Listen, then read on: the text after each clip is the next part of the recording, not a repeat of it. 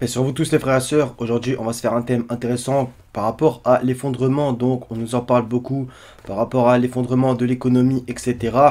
Donc on va se lire quelques petites citations de personnes qui s'y connaissent dans ce domaine, mais comme tu l'as vu dans le titre, moi je vais essayer de te parler des châtiments divins, donc par rapport à ce qui est écrit dans la Bible et dans le Coran, et on va voir des choses ultra intéressantes justement par rapport à exactement ce qu'ils disent dans les citations que tu vas écouter tout de suite, c'est-à-dire que par rapport à l'orgueil civilisationnel, l'orgueil de la civilisation et donc de l'humanité, par exemple par rapport à aujourd'hui ce qui se passe, donc par rapport à l'eugénisme, le transhumanisme, les hommes veulent vivre éternellement, veulent être immortels ici-bas, alors que bien sûr, toute âme doit goûter la mort. Mais il y a d'autres concepts, c'est-à-dire par rapport à l'économie, etc. On va voir que coraniquement, le Seigneur il nous en parle.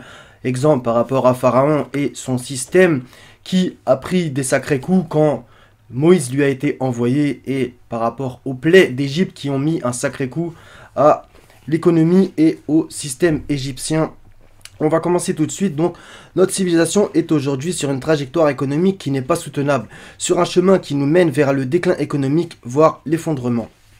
On va en lire une autre. Selon les scientifiques, il existe un large consensus sur deux traits communs aux civilisations qui se sont effondrées. Elles souffraient toutes d'un orgueil démesuré et d'un excès de confiance en elles.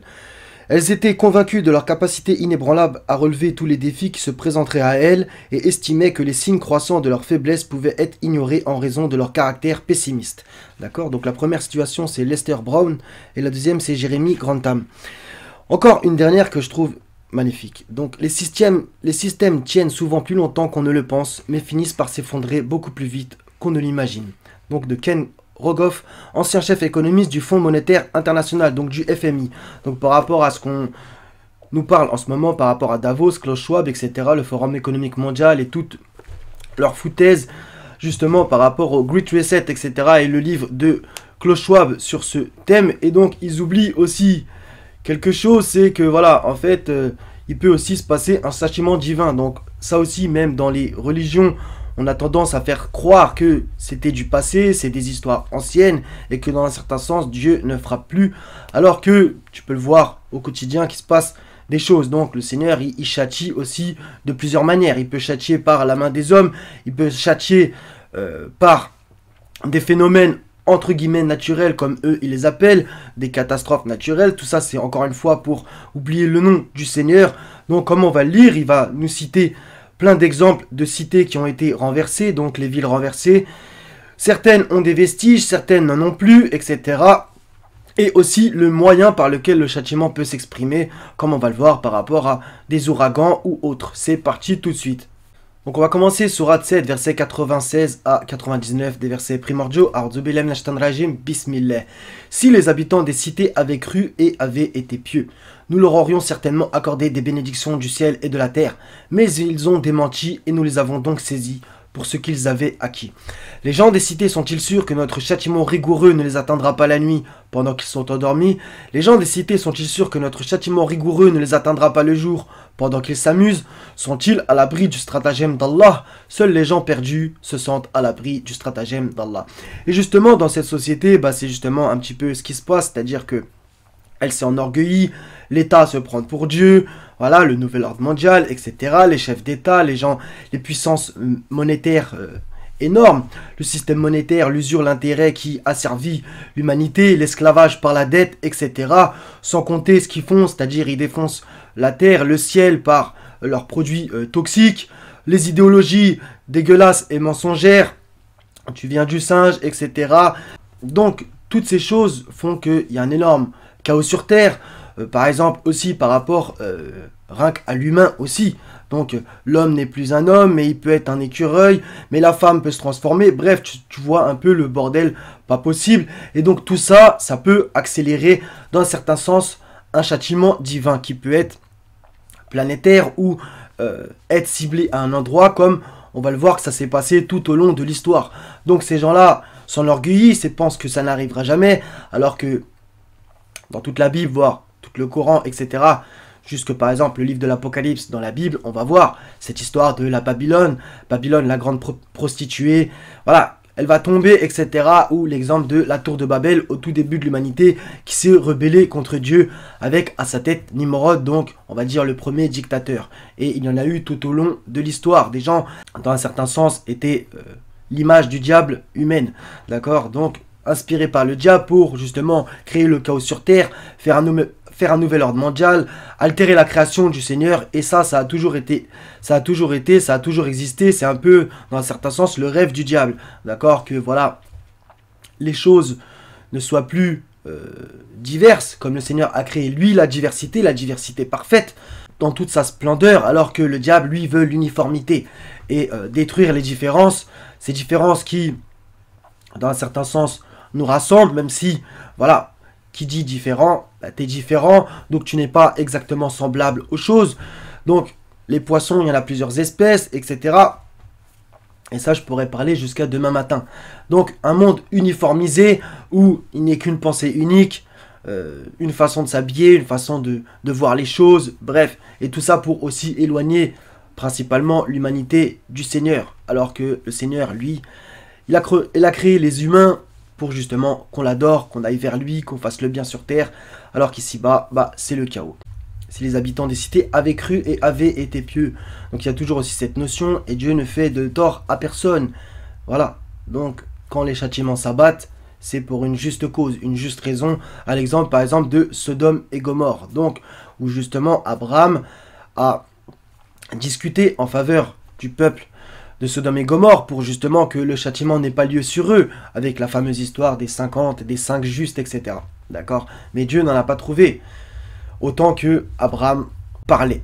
Donc, et ça aussi, on retrouve ça dans le Coran, comme le Seigneur dit, nous ne trouvâmes qu'une seule maison de soumis. Voilà, une seule maison dans toute une ville. Donc si tu fais le parallèle un petit peu avec aujourd'hui, donc c'est un petit peu un mix entre l'Empire romain, entre Babylone, entre l'Égypte, entre Sodome et Gomorrhe, entre toutes les idéologies, etc. Et le chaos sur Terre qui est pas possible. On va devoir en parler un petit peu de tout ça et on va continuer coraniquement. Sourate 40, verset 21. Ne parcourent-ils pas la terre pour voir ce qu'il est advenu de ceux qui avaient vécu avant eux? Ils étaient plus forts qu'eux et ont laissé sur terre bien plus de vestiges. Donc ça aussi c'est intéressant. Donc par rapport aux civilisations entre guillemets disparues ou réellement disparues, ça c'est intéressant. Donc notre génération qui s'enorgueillit, oui, on a des smartphones, oui, tu m'écoutes derrière un ordi, au niveau électronique, technologique, on paraît largement meilleur qu'avant. Mais le Seigneur nous invite à méditer là-dessus. Et quand on voit par exemple, ne serait-ce que les constructions de certains bâtiments, par rapport aux bâtiments d'aujourd'hui, bah, ça n'a rien à voir. Ça c'est un exemple parmi tant d'autres. Allah les saisit pour leurs péchés et ils n'eurent point de protecteur contre Allah. 41, 15, 16. Quant aux Ad, ils s'enflèrent d'orgueil sur terre injustement et dirent qui est plus fort que nous? Donc cette parole, on voit qu'elle ressemble particulièrement à notre génération et la civilisation dite occidentale. En vérité, la civilisation diabolique. Voilà. Quoi, n'ont-ils pas vu qu'en vérité, Allah qui les a créés est plus fort qu'eux? Et ils reniaient nos signes. Nous déchaînâmes contre eux un vent violent et glacial en des jours néfastes. Donc là, on a un châtiment particulier. Donc le Seigneur, il va décrire aussi les choses. Afin de leur faire goûter le châtiment de l'ignominie dans la vie présente. Le châtiment de l'au-delà, cependant, est plus ignominieux encore, et ils ne seront pas secoureux. 50, 36, combien avons-nous fait périr avant eux de générations bien plus fortes qu'eux? Ils avaient parcouru les contrées, cherchant où fuir. Ça rappelle aussi le début de la sourate 21. Ne galopez point, etc. 53, 50, 54, et c'est lui qui a fait périr les anciens Ad ainsi que les Samoud, et il fit que rien n'en subsista. Donc c'est ça aussi le truc, c'est que cette civilisation s'enorgueillit, se prend pour Dieu, etc. Mais s'il veut, le Seigneur, par plusieurs moyens, il peut tout faire disparaître comme ça, et il ne reste plus rien. Ainsi que le peuple de Noé antérieurement, car ils étaient encore plus injustes et plus violents. De même qu'il anéantit les villes renversées et les recouvrit de ce dont il les recouvrit. Donc là, ça va être un florilège de versets où il y a plein de choses comme ça. Et c'est magnifique. Personnellement, c'est un sujet que j'aime beaucoup. Puisque, encore une fois, comme je te le dis, voilà, l'humanité et l'être humain, voilà, s'enorgueillissent sans cesse et se pensent hyper fortes. Alors qu'en vérité, on est faible, comme le Seigneur nous le dit. Donc 69, 1 à 10, je t'invite à le lire pour attiser ta curiosité. C'est super intéressant. 17, 58, il n'est point de cité Là, entre crochets, ils ont mis injuste, ça me paraît juste pour le coup de l'avoir mis. Que nous ne fassions périr avant le jour de la résurrection, ou que nous ne punissions d'un dur châtiment. Cela est bien tracé dans le livre. D'accord? Donc voilà, les cités qui s'estiment super fortes, etc. Tu as des buildings, tu veux faire des smart cities, tu veux faire Neom, qu'est-ce que tu veux? Fais attention. Donc, sourate 9, verset 70, toujours dans le même type. Est-ce que ne leur est pas parvenue l'histoire de ceux qui les ont précédés, le peuple de Noé, des Had, des Samoud, d'Abraham, des gens de Madian et des villes renversées? Les messagers leur avaient apporté des preuves évidentes. Ce ne fut pas Allah qui leur fit du tort, mais il se fit du tort à eux-mêmes. D'accord. Il n'y a rien à rajouter. 29, 35, 40. Donc par rapport, le verset 35 fait référence au verset d'au-dessus que je t'invite à lire, et ça fait référence aux villes de Sodome et Gomorrhe. Certainement, nous avons laissé un signe évident pour des gens qui comprennent. Voilà, quand cette cité a été détruite pour la perversité des habitants. C'est écrit juste au-dessus.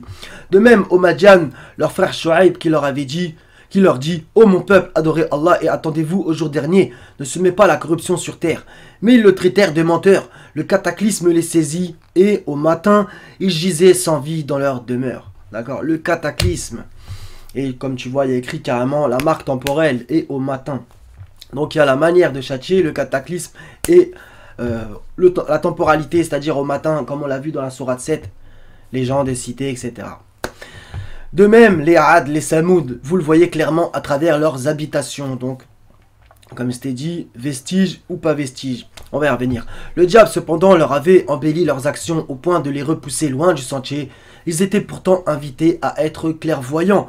Donc, tu vois, encore une fois, toutes ces cités, ces peuples, ces systèmes, voilà, ils se prétendent éternels dans un certain sens, alors que, autant que chaque être humain, on vit, on meurt, et dans cette vie, on a la faiblesse, la force, puis on revient à la faiblesse dans un cycle normal où par exemple tu meurs dans un certain âge, on va dire l'âge où tu deviens ancien ou âgé. Donc c'est un petit peu pareil. Voilà, la végétation aussi, c'est le cycle de la vie. À un moment, elle est verte et à un moment, elle jaunit. Voilà.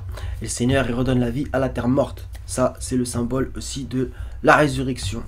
Donc voilà, donc toutes ces cités qui se sont enorgueillies au cours de l'histoire, qu'est-ce qu'il en reste? Qu'est-ce qu'il en reste? Donc ça, c'est des questions que notre génération doit se poser. Par exemple, tu vois la tour Eiffel ou je sais pas quoi. Ouais, les gens, ils prennent des photos. Oh, c'est super. Ouais, mais à un moment donné, ok, c'est simple pour le Seigneur. Tout doit périr sauf sa face de toute façon. Tout doit périr.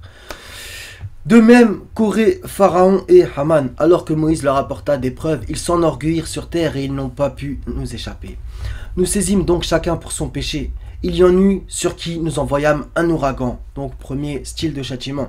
Il y en eut que le cri saisit. Ça, je t'invite aussi à lire dans la Bible. Cette notion de cri revient. Justement pour Sodome et Gomorrhe. Il y en eut que nous fîmes engloutir par la terre. Troisième style de châtiment. Et il y en eut que nous noyâmes. Quatrième style de châtiment. Et le Seigneur fait comme il veut, fait ce qu'il veut. Voilà, il peut châtier comme il veut. Donc ça, c'est important et intéressant à regarder. Comment le Seigneur châtie. Pourquoi il châtie, quand, sur qui, etc. Donc un peu tous les types. Cependant, Allah n'est pas tel à leur faire du tort, mais ils ont fait du tort à eux-mêmes. Encore une fois, on y revient. Sourate 7, 133. Et nous avons alors envoyé sur eux l'inondation, les sauterelles, les poux, les grenouilles et le sang comme signe explicite. Mais ils s'enflèrent d'orgueil et demeurèrent un peuple criminel. Donc ça, c'est sur le peuple de Pharaon à son époque où Moïse et Aaron ont été envoyés. Donc tout ça, c'est vraiment primordial à comprendre. Et ce nouvel ordre mondial actuel, voilà, il est super orgueilleux. Il croit qu'il n'aura jamais de fin, qu'il pourra, par le biais de sa technologie, l'intelligence artificielle, les puces RFID, tout ce que tu peux imaginer, même des choses qu'on ne connaît même pas, comme les armes secrètes, etc., que l'armée a comme avance sur le peuple. Ben voilà, tu peux tout imaginer. Le Seigneur, c'est facile pour lui de débrancher la machine en un rien de temps. Il fait ce qu'il veut. Et justement, on pourrait aussi méditer ensemble sur le pourquoi ce sont les méchants qui dominent sur terre. Voilà, ça aussi c'est très important à se poser comme question. Ok, ils sont méchants, ok, ils dominent, mais pourquoi les gens de bien ou prétendument de bien sont humiliés, sont faibles et sont dans un certain sens, voilà, seulement esclaves de ce système. Et pour ceux qui, au mieux, arrivent à avoir une autonomie partielle. Ça, c'est le meilleur grade dans un certain sens, de réussir à avoir une autonomie partielle. Je sais pas, moi, il y en a qui ont une baraque ou une cabane, je sais pas où, comparé à ceux qui vivent en ville. Où, voilà, la ville, c'est une fourmilière nourrie par l'État, cet État qui, dans un certain sens, se divinise, encore une fois. Donc tout ça aussi, c'est à se poser comme question. C'est pour ça que j'avais fait une vidéo là-dessus. Ok, le nouvel ordre mondial est pourri, mais les peuples, c'est comment? C'est ça aussi qu'il faut se poser. Donc si on est asservi, humilié, etc., c'est qu'on mérite pas mieux aussi dans un sens. Comme Allah qui dit, Allah ne donnera jamais de voix aux mécréants contre les croyants. Ça aussi, il faut se poser ces questions. Sourate 16, verset 26. Ceux qui ont vécu avant eux, certes, ont comploté. Donc là, on va attaquer justement l'histoire du complot. Mais Allah attaqua les bases même de leur bâtisse. Le toit s'écroula au-dessus d'eux et le châtiment les surprit, d'où ils ne l'avaient pas pressenti. Donc voilà, le complot existe au passage depuis le jardin d'Éden, pour ceux qui hurlent au complotisme. Le diable a comploté contre nos parents. Donc voilà, donc t'imagines si ça a commencé là-bas, alors imagine ici-bas. Ou comme le Seigneur nous dit, descendez d'ici, ennemis les uns des autres. On est ennemis les uns des autres ici. Voilà, l'homme, il galère pour labourer la terre et la femme, elle aura des douleurs de l'enfantement. Justement pour reprendre la Genèse. Donc voilà, tu te doutes bien que ici-bas, bah, tu le sais pertinemment, c'est pas le paradis, etc. Maintenant, quand les méchants dominent, bah, les justes ou les prétendus justes doivent se remettre en question aussi. Voilà, parce que le Seigneur, justement, dans plusieurs versets, il dit « Nous les avons fait hériter des contrées orientales, etc. » Donc quand il fait hériter la terre, par exemple, aux enfants d'Israël, bah, c'est aussi pour voir, pour tester qu'est-ce qu'ils vont en faire. Ok, parce que les méchants, quand ils ont la terre, on sait comment ça se passe. Mais les justes, quand après ils commencent à avoir le pouvoir ou autre, comment ça se passe là aussi. Donc j'invite aussi dans cette vidéo à la réflexion pour tout le monde. C'est-à-dire que voilà, tu le sais que sur Terre, ce qui se passe, bah, c'est horrible. Et encore une fois, moi je te parle derrière un écran, tu m'écoutes derrière un écran, il y a encore pire que nous. Il y a des enfants qui se font violer à l'heure actuelle, etc. On va pas raconter tous les malheurs du monde.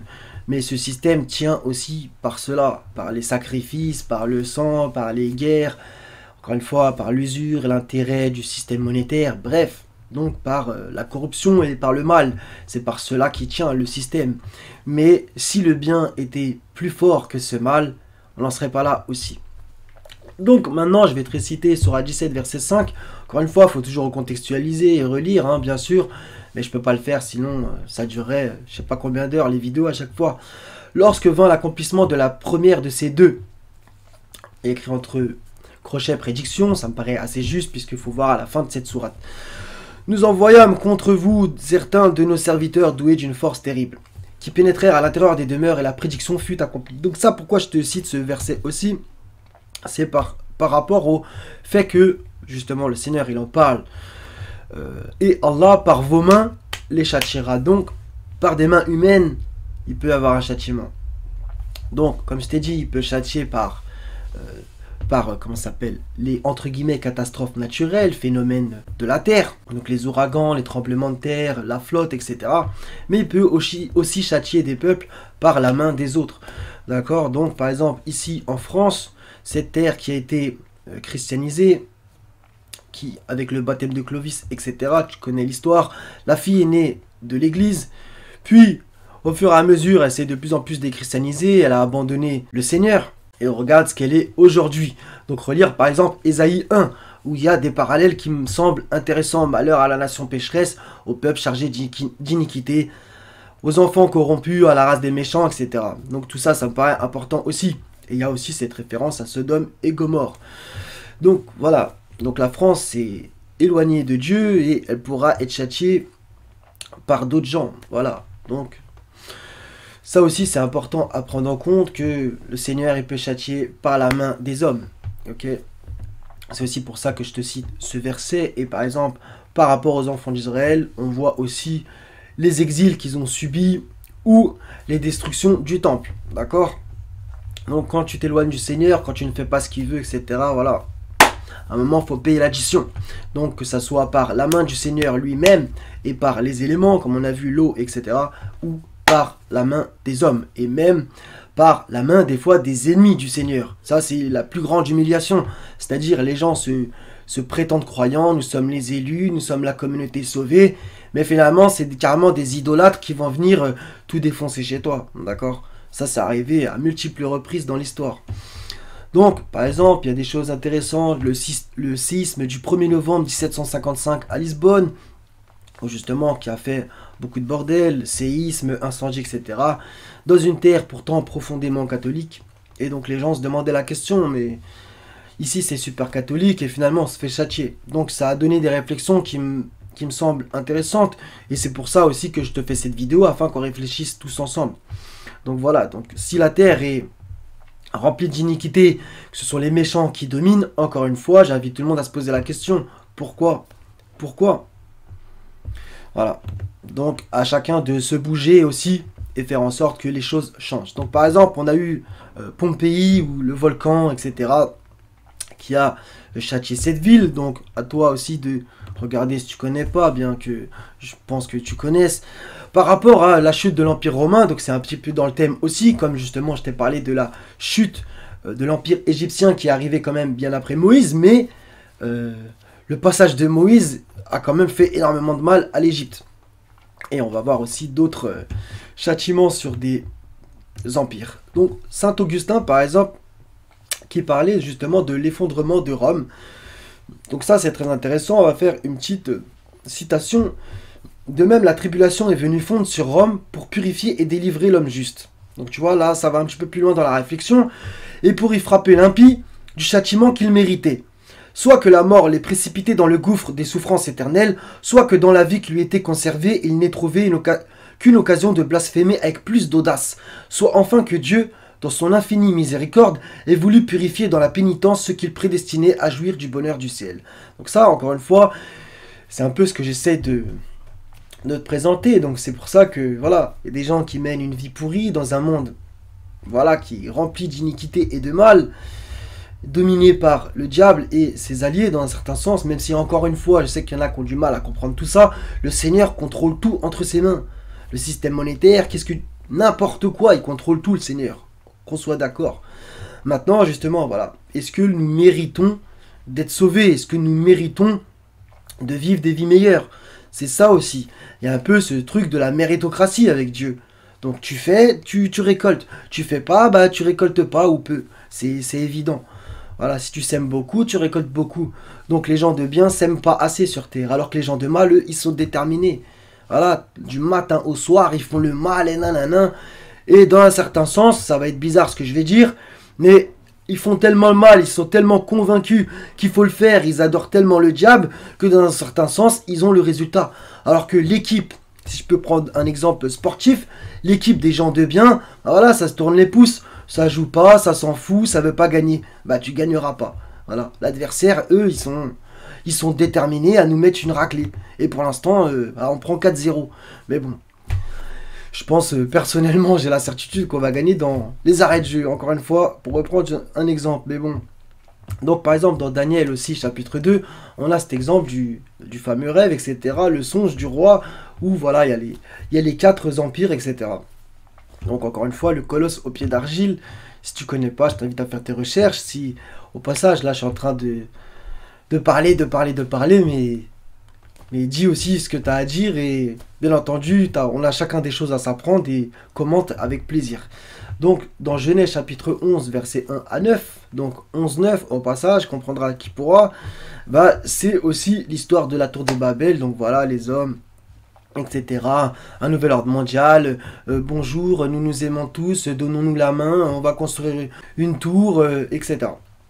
Donc c'est exactement pareil que maintenant. C'est-à-dire, voilà, cette mondialisation, ce mondialisme, ils font semblant, oui, nous nous aimons tous, les peuples de la terre, aimez-vous, alors qu'en vérité, ils veulent tous nous détruire, peu importe qui nous sommes. Eux, ils sont apatrides là-haut, ils en ont rien à faire, hein. Ils veulent tous nous détruire. toutes les cultures, les civilisations, ils veulent tout défoncer pour qu'il y ait une seule civilisation dans un certain sens, avec des blocs un petit peu comme dans le livre 1984 ou dans le livre Le meilleur des mondes, voilà, et nous diriger totalement, peu importe notre couleur, notre appartenance religieuse entre guillemets ou autre. Eux, ils veulent tous notre mort, notre destruction, et qu'on finisse avec le diable dans l'enfer. C'est ça le réel but. Et au passage, sur Terre, qui vivent le plus longtemps, jouir, être des libertins, et au passage, qu'il y ait beaucoup de grenadines qui soient répandues pour que ça fasse plaisir à l'adversaire, notre ennemi commun, c'est-à-dire le diable. Donc voilà, donc aussi, on peut revenir à l'Apocalypse, chapitre 18, où il y a Babylone. Donc cette Babylone qui est prophétisée comme, voilà, une ville horrible, dégueulasse, même si... Est-ce que c'est le symbolisme d'une seule ville ou d'un système ou de plusieurs villes? À toi de voir, bien entendu. Maintenant, nous, on vit tous à Babylone. Voilà, ce monde qui est devenu une habitation de démons, un repère de tout esprit impur, un repère de tout oiseau impur et odieux. Parce que toutes les nations ont bu du vin de la fureur de son impudicité, et que les rois de la terre se sont livrés avec elle à l'impudicité, et que les marchands de la terre se sont enrichis par la puissance de son luxe. Les marchands de la terre, donc la City, le CAC 40, appelle ça qui tu veux, d'accord? Au passage, tu peux revenir au code barre, au triple 6 qu'il y a partout, etc. sur les produits. Ça encore aussi, ça peut être intéressant à faire comme parallèle. Et comme chose à prendre en compte, encore une fois, c'est une vidéo, je pourrais en parler je sais pas combien de temps. C'est une petite esquisse, je t'ai sorti des versets, j'avais envie de te raconter certaines choses et de te donner mon avis qui n'est que le mien. Et encore une fois, on a tous des choses à s'apprendre, donc n'hésite jamais. Donc voilà, elle va tomber, Babylone la grande, ne lui en déplaise, elle qui se croit éternelle. Et le Seigneur, il va faire descendre un bien. Mais comme il a dit, il eut un soir, il eut un matin. Donc par rapport à la création, là, voilà, là on est en train de vivre les ténèbres. À un moment, il y aura le lever du soleil et ça sera un nouveau jour. Voilà, et c'est justement l'exemple de Sodome et Gomorrhe. Quand tu regardes, quand les anges arrivent vers Abraham, regarde quand est-ce qu'ils arrivent. Ensuite, ils arrivent à Sodome et Gomorrhe pour voir Lot. Et c'est au petit matin que le châtiment, il a pété. Donc il y a aussi l'image des ténèbres, puis du renouveau de la lumière avec l'aube et donc un nouveau jour. Donc voilà les frérots, les sœurettes, soyez tous bénis et en paix. À la prochaine si Dieu veut. Salam.